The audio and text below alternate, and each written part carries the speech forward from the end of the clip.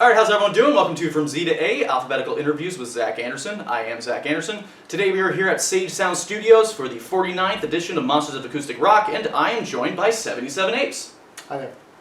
Alright, well thank you so much for being on the show. I'm going to ask you the difficult questions as long as it has something to do with the letters and numbers of your name.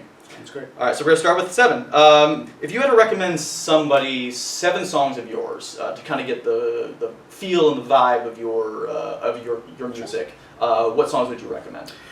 It would be a difficult set of choices, as it would be for any artist, but I would say the first song I ever wrote is called Devil Knows Devil, so that was one I really enjoyed putting together. Another one that I put together is Dissimilar Misspent Youths, The End of Love, which is a tribute to one of my favorite singer-songwriters, Tracks of the Line, which is a new country song that I have coming out, and then I've got 3 new songs that are coming out that I really want people to hear. They'll be out in the fall, so one of them is going to be Twilight Girl, the other one is Endless Sunset, that comes out on the 15th of September, and the third one is Sometimes I'm the Dark, which I'll be singing with Sarah Dunn, a local singer-songwriter. Excellent. I'm looking forward to those. Thank you. And you mentioned one of your songs was about your favorite songwriter. What would you say, or who are 7 artists that have influenced your style? Yeah. Well, I came at this kind of late in life, so I only picked up a guitar a couple of years ago, but music has always been really important to me. So if I had to pick 7, I'd say Pink Floyd for their kind of epic sound, U2 for the kind of hope they bring to music, a singer-songwriter named Jason Molina, who really inspired me to try to come up with better writing styles, Queen for sheer bombast, Amy Winehouse for soul and for jazz, Robert Johnson for all of his style, and Zach Andersen for writing some really interesting music and songs. Oh, I hear he's okay. He's pretty good. I appreciate that. And how much does an audience affect your set? Do you tend to stick with what you planned out ahead of time, or will you change things up on the fly depending on how people react? I've been very fortunate, so I play with a full band and I play solo acoustic, and so I played a punk show for a bunch of teenage kids, and we just put together a really raucous, loud set that was really high energy and fun. And I just came from Maine this past week, where I played at a community house where the audience was definitely tilting towards the older side. So I definitely was kind of on the fly coming up with more acoustic style songs. So yeah, it's very much kind of seeing where the audience is kind of responding. Yeah, definitely. And what would you say is your favorite thing about performing live? It's interesting to ask that because my work has always been very bedroom-based. I'm a COVID-based musician that I picked up a guitar and started writing and learned GarageBand in 2020, released my first album in 2021, and every single piece that I've been releasing has been all my stuff, my own bass, my own guitar, my own keyboards. So it wasn't until this year that I finally put together a band with guitar and drum and bass, and it's been really interesting to see how much the dynamic of communication and timing can have an impact on a song that I wrote, that I know like the back of my hand, and suddenly it changes based on this kind of live experience and seeing the audience. You know, there's nothing better, and I'm very hopeful for tonight, that once you see someone tapping their foot, you're like, all right, this is working on some levels. Yeah, nice. Now, what's something essential you must do in order to get ready for a show? Any like pre-show rituals? Well, I always try to make sure to come really early. So because, as I said, as a relatively new guy, there's more than one time I've showed up, forgot a cable or a piece of equipment, and then found that, well, I can't run home, so I have to jury rig something. Yeah. I have a Diamond Dots painting that unfortunately I wasn't able to bring tonight, but my daughter made it for me, and it's of a skull. Damien Hirst has taken a human skull and encrusted it in diamonds as a work of art, and they produced kind of a painting of it with these kind of shimmering diamonds on it.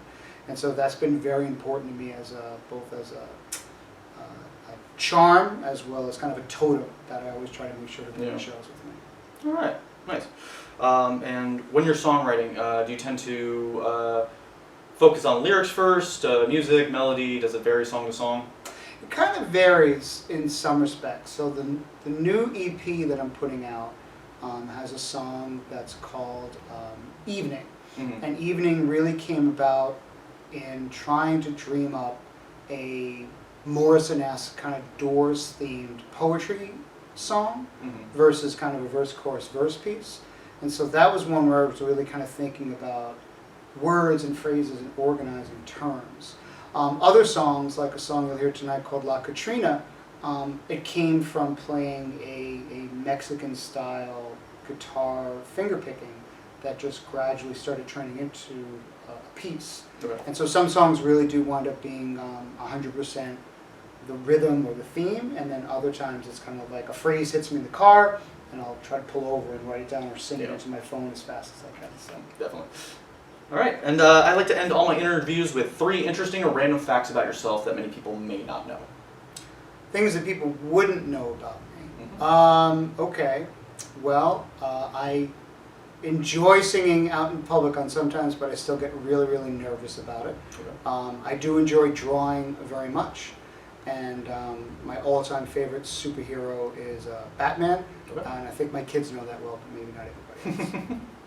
All right. Well, thank you so much for being on the show.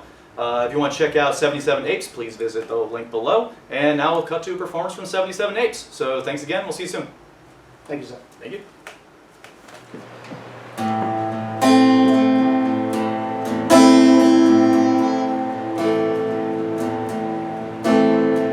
Out there in the wilderness, you will only wear wilderness beasts of too close to the rail. Filling the station with a handprint fades to the brown. Take a week with cops from this forward town. Find out how rings again, play with loud and long. Man in black wax is clean, sings a little song. Find your parents broken, she'll sad forevermore. Yeah, there's one eye on the bedroom, others on the door. You know it knows from the car. Visits tragedy, and so another dispatch, some new brand tragedy. Still they stare listless, the night it all went wrong. Ringing out in their heads, the hero song.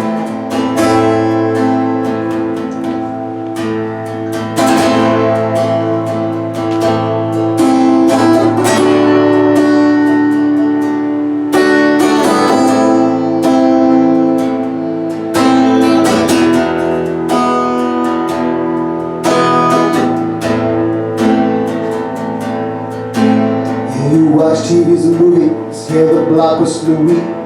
It's an actor playing crazy for skin and teeth. The audience cheers, girls playing with their teens. They go enjoy some takeout, enjoy their final scene. Yeah, there's no film that shows you what it's like when someone dies. Never show you the mother's fears of hearing when they cry.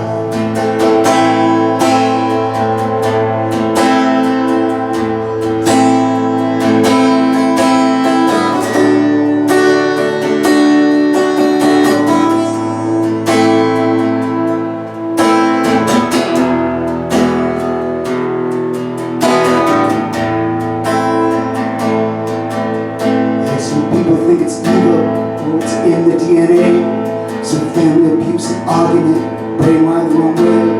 It starts with hitting kittens, pulling the wings off the fly.